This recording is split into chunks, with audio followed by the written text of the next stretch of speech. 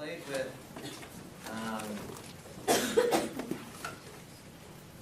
how to go for anything, right? If you knew that it was impossible to fail, and how did we decide that it would be impossible to fail? Change your rules. And what that means is what? Let me give us an idea. What does that mean to change your rules?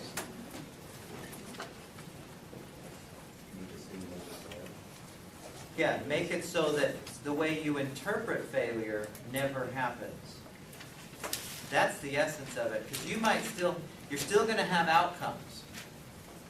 You'll still have outcomes.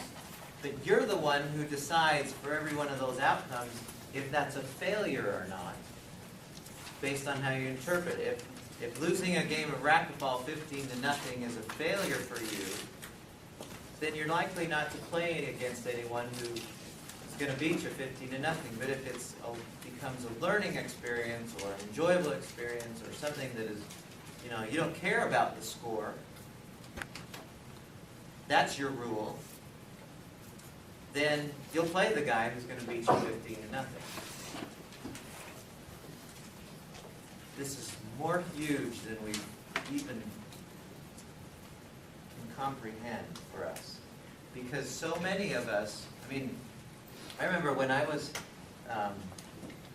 going to school, my bachelor's degree, the thought of going on to get graduate level schooling done, there was no way I would ever consider doing that because I was certain I would fail.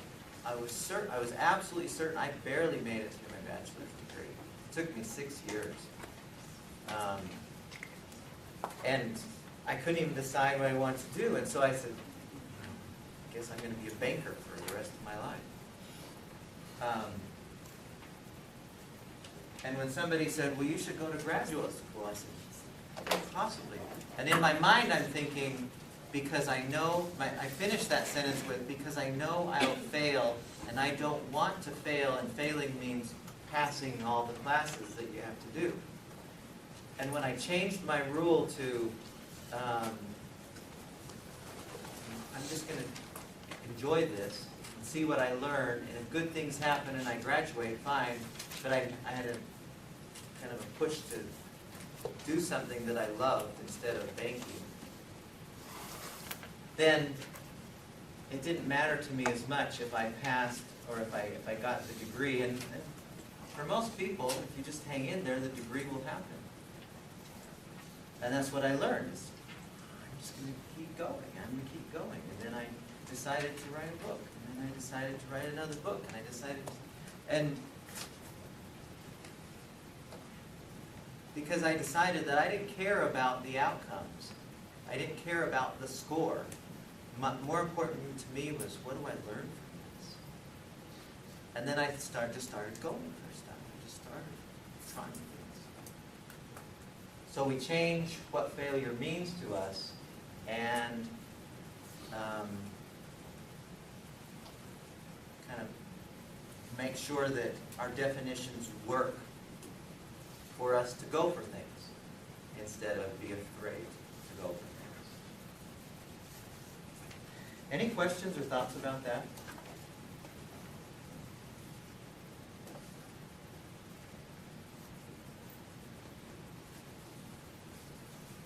What if you had the notion there is no such thing as failure, only outcomes? How would that change how you function? It was just outcomes. Because really, that's what it is. You give a speech in front of a group, or you apply for a job, and you don't get it, or you make a mess of your speech. Well, you get to decide whether that's a failure or not. Nobody else can for you. And if it's just an outcome, then okay, what do you do with that? If it's failure, then the likelihood of you doing it next time is close the door. I don't like failing. Too much pain. Does that make sense? It's a huge issue. Huge. I think We should be just going for stuff right and left. All right. Does anyone know how many times it took Thomas Edison before he got it right on the light bulb? 1,000 times. Can you imagine if he'd have said on the 4th try, well, back to this. That's a failure. I'm a failure. I can't do this light bulb stuff. Thank heaven he kept in there. Somebody, I'm sure, would have done this, but he did.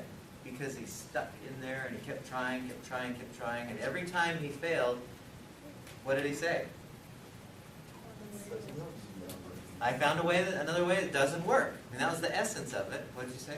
Try something else. Yeah. I found a way it doesn't work. Okay, now I know one. So his knowledge base grew. I'm sure he learned other things as he was going. But if he'd have said, I don't want to fail anymore. 5th try, why try? Okay. Another type of fear that I think is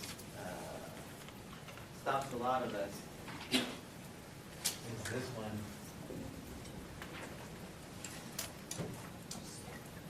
Is where we come up against what we call the unknown.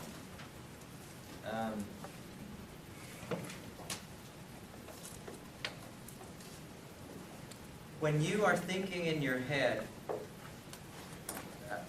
what's the thought that is going on in your head when this fear is the feeling? What's the thought? Let's analyze this perfectly. What's the thought?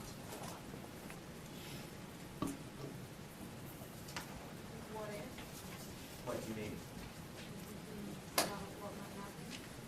And what are you doing that's making it so that you aren't going to go in that? Fear is our feeling of not wanting to go for something. Or our nervousness about going for something. So keep with that thought. What if something bad happens? That's the thought. See, in the known, we have a pretty good idea. This is how it will look, and I'm pretty sure this is safe. But for some reason, we think the unknown is going to hurt. And so we don't go for it. Now, how many times in your life have you done the unknown and managed to stay alive?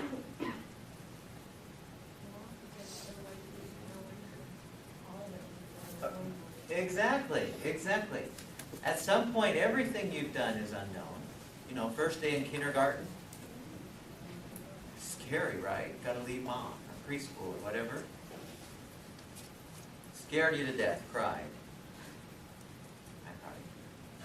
I've repressed it so much, I don't remember.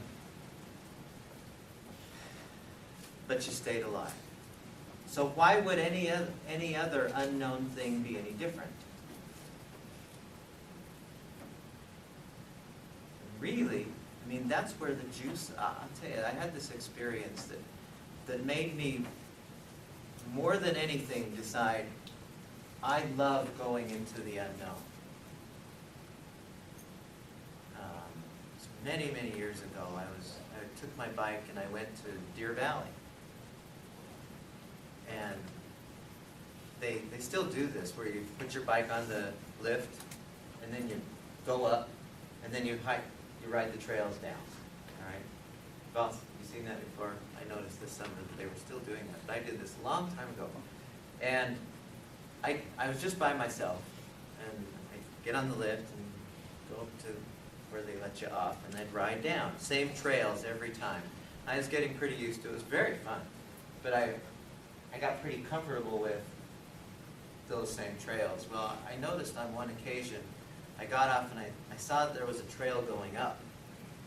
And it was like a deer trail. There was no bike tracks on it.